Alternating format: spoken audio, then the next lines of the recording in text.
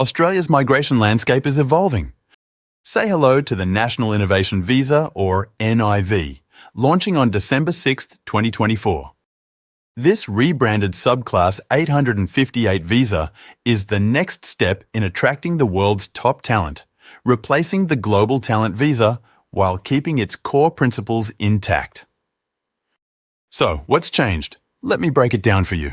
The Global Talent Visa is now the National Innovation Visa. The new name highlights Australia's focus on innovation and advancing its global competitiveness. Applicants must now receive an official invitation through the Expression of Interest system. This replaces the optional invitation process and comes with a 60-day application window. The NIV introduces specific criteria to assess exceptional and outstanding achievements, things like research grants, keynote presentations, and intellectual property. These changes make the process more transparent. And here's a great feature. Like before, this visa doesn't impose obligations on permanent residents. While it's designed to attract talent that benefits Australia, there's no requirement to work in specific sectors. Now let's talk about what makes the National Innovation Visa unique. Unlike its predecessor, there are no strict sector requirements.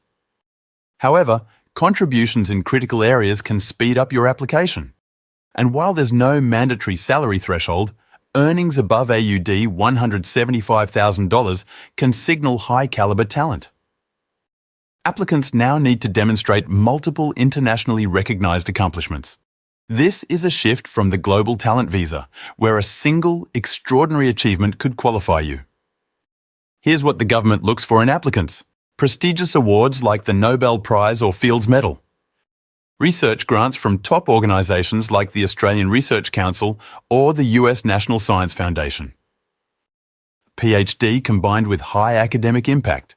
Think publications in Nature or a competitive H-index score.